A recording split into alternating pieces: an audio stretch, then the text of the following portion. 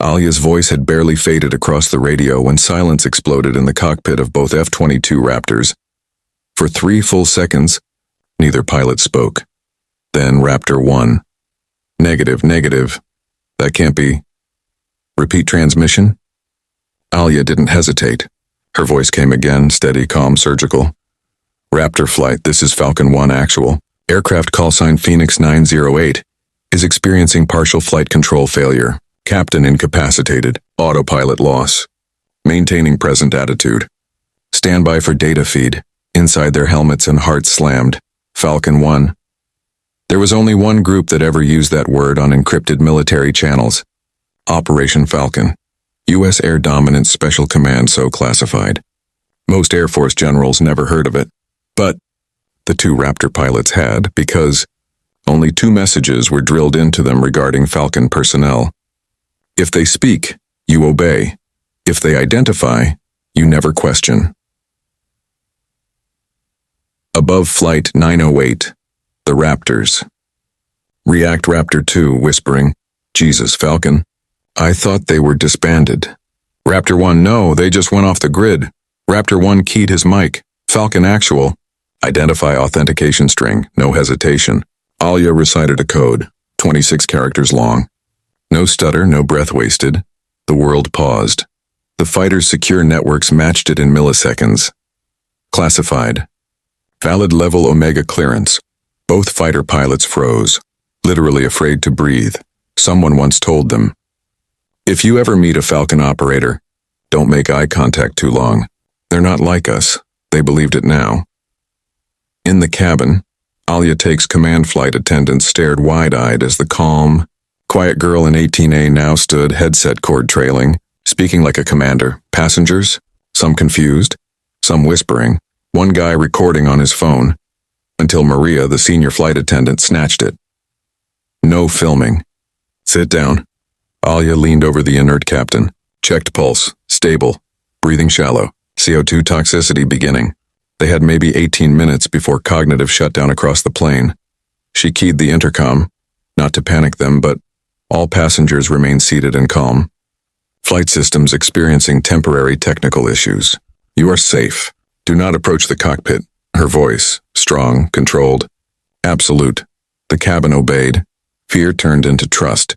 Because true authority isn't loud, it's quiet and undeniable.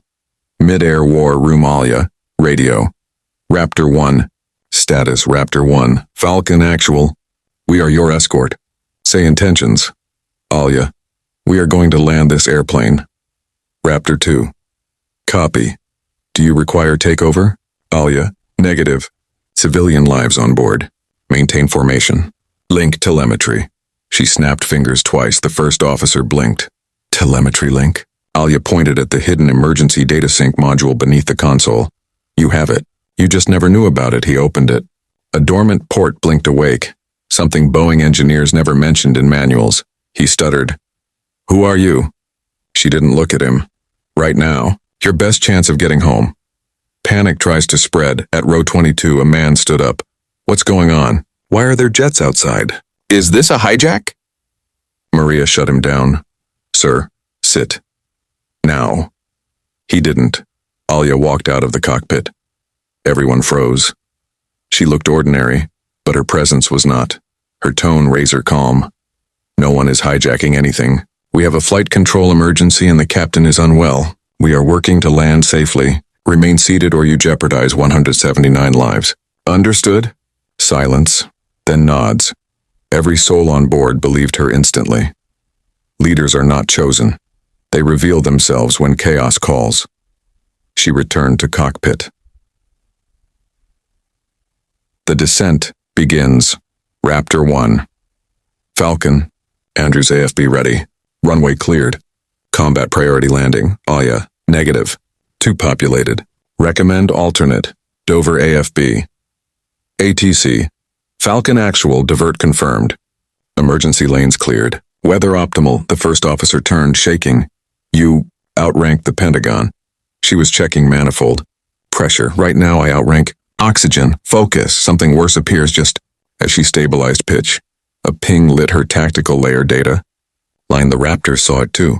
Unknown bogey, fast approach, high altitude. FF, none.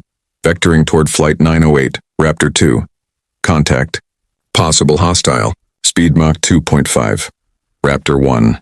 Falcon, we have an inbound unknown. Orders! Alia's jaw clenched. Finally. Emotion. Weapons tight. Intercept. No splash unless fired upon. Both Raptors peeled off like predators unleashed. Inside the plane. Time slips away. Passengers prayed. One child whispered, "Mom, is the quiet lady a superhero?" Mom squeezed his hand. Something like that. Alia's breathing remained steady, but her fingers trembled now. Not from fear, but suppressed memory.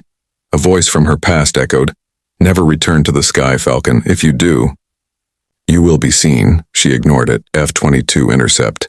The unknown streaked across radar like lightning, then visual, silver. Needle nose, stealth sharp. Not commercial, not military, not friendly. A prototype? Foreign black program. The Raptors flanked it. Raptor 1. Identify immediately or you will be engaged. Silence. Then a voice, cold and metallic. Falcon signal detected. Stand by for retrieval. Raptor 2 whispered, "They're here for her." Alia realizes the truth back in the cockpit.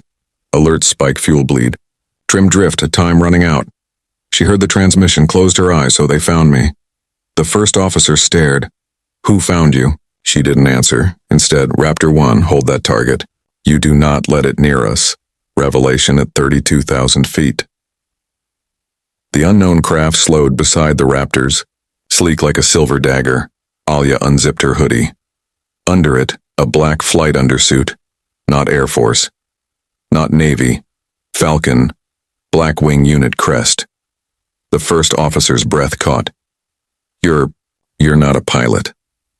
You were the pilot, not past tense. She touched the metal pendant around her neck. I still am. Then she said two words that froze every fighter pilot, every controller, every classified satellite listener across the sky. Falcon Echo. Dead phrase, erased phrase, final authority command phrase, used only when a ghost operative returns. Sky War. Final approach Raptor 1. Falcon Echo confirmed. Standing by for sovereign command. Unknown craft. Falcon Echo unauthorized. Return to command custody immediately. Alia looked forward, calm as the horizon. Negative. I serve civilians now. Then she pushed the aircraft into descent herself. Manual, raw. Muscle and instinct. Stall alarms blared. Altitude dropped. Plane shook. Passengers screamed. Flame streaked from an engine.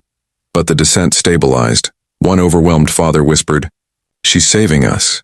Yes, at the cost of revealing herself to the world. Decision in the clouds over comms. Raptor 2. Falcon Actual. Say command. She didn't hesitate. Shield the civilian aircraft. Drive the intruder off. Raptor 1 breathed hard, pride in his voice. With honor. Ma'am, and the Raptors attacked, and not just protecting American skies, but protecting her for who she was, for who she chose to be now. The woman everyone ignored in seat 18A. The cockpit shakes. But she stays steady altitude. 19,000 FT runway in sight. Plane wounded but controllable. First officer shaking. How do you know all this? She answered quietly. I earned my wings where no one should fly. He didn't understand, but he believed. Everyone did now. Final transmission. Before landing Alia. Raptor flight. Hold them off. Do not destroy. Just delay. Raptor 1. Copy for the Falcon. Raptor 2. For the civilians. In the cabin, strangers held hands. Hope replaced terror. And Alia whispered, not for radios, but for herself. You can't hide from who you were. But you can choose who you are. The wheels deployed. Runway raced up, heart stopped. And she guided the screaming metal bird down through smoke. Wind, fate, toward survival, toward confrontation. Toward the past she ran from you, now catching up. The minutes that followed were the kind that bent time. Seconds stretched like rubber, each one a heavy weight pressing on Sarah's shoulders. Her hands stayed locked around the yoke, knuckles pale, breath shallow but steady.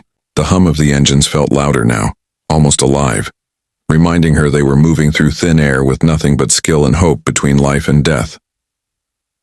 London ATC's voice returned, calm like a surgeon in the middle of an operation. Sarah, listen carefully. You're doing an excellent job. We're going to bring you down slowly. First, we need to check fuel and navigation. Fuel low. Weather worsening. Storm cells building ahead like angry mountains of cloud and lightning. It was the kind of sky that swallowed metal and spit silence. Sarah blinked sweat from her eyelashes. How long until we run out? Enough time if we work smart. Not comforting, but honest. Behind her, Michael was coordinating the cabin, reassuring passengers, stirring calm through chaos. People looked to him, to crew, but every so often someone whispered the name emerging like magic across the plane. Sarah. Even without seeing her, hope rested on her shoulders. ATC instructed. Confirm oxygen masks are on the pilots. She did. It didn't matter, they were gone, and deep inside she knew it. But she refused to accept death until someone officially did. Hope wasn't a luxury, it was duty. The controller's voice changed, another tone joining. A new person, authority, confidence. Sarah, I'm Captain James Orion, commercial and military flight commander. I'm going to guide you in. She swallowed. Captain, I don't know if I can... You already are. A pause hung like a lifeline. We're lining you up for Heathrow. You will not be alone for even 1 second, do you hear me? Tears welled but didn't fall. I hear you. The first burst of thunder cracked outside, a rolling, angry growl. Lightning flashed across a distant cloud. Not only a plane to land, but through a storm. Air traffic cleared the sky. Emergency crews scrambled on the ground. Newsrooms began to pulse with alert signals. Phones buzzed. Lives paused. Up here, one woman breathed and flew. Sarah reduced throttle slightly. Gently. We're going to drop altitude slowly. She eased the controls. The plane dipped. Her stomach followed. Passengers screamed again. One man yelled, "We're all going to die!" A woman shouted back, "Shut up! She's saving us!" The tension twisted thick as rope. Sarah heard none of it. Her mind tunneled to the instruments. Altitude dropping. Airspeed shifting. Numbers. Lights. Sounds. Breath. Grip. Purpose. Captain Orion guided. Picture a straight road in the sky. You stay on it. We'll do the rest. She nodded even though he couldn't see her. Flaps to one. Easy touch. Her finger trembled on the lever, but she pushed it. The plane slowed slightly. It felt heavier, wings catching more air. Wind howled outside. The nose wavered, she corrected. Good, you feel that? The captain asked. Yes, that's control. That's you flying this aircraft. A tiny spark flickered inside her chest. Confidence not enough to rest on, but enough to breathe easier for half a second. Then turbulence hit.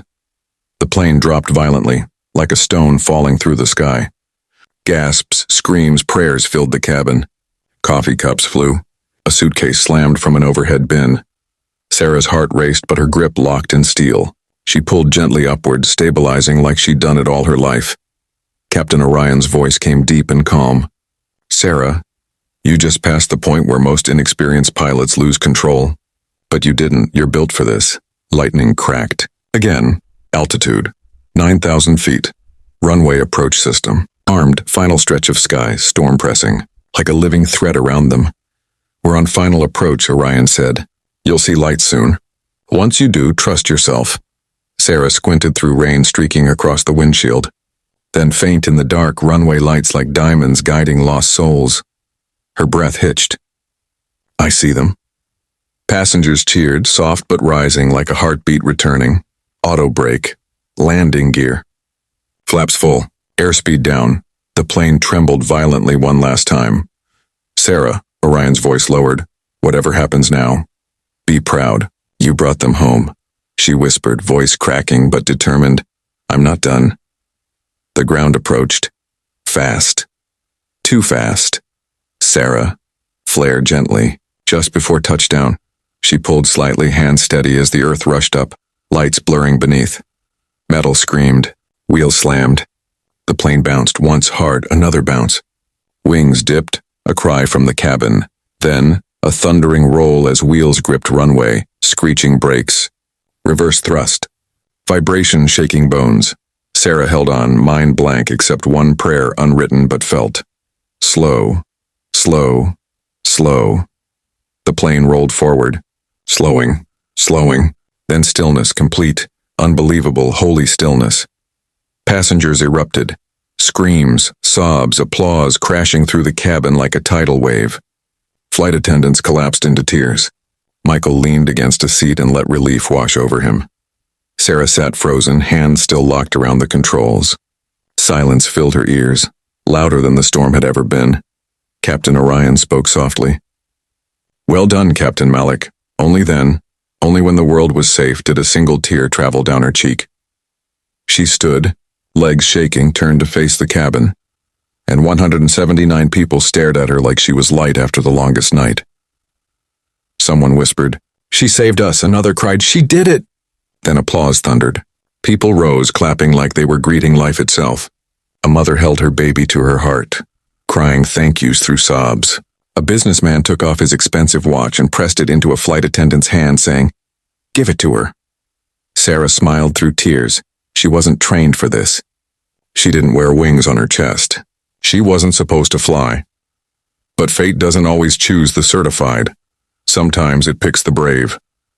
A simple waitress who became a flight attendant, who became the woman the sky itself obeyed. No medals, no cockpit license, no guarantees, just strength and courage when it mattered most.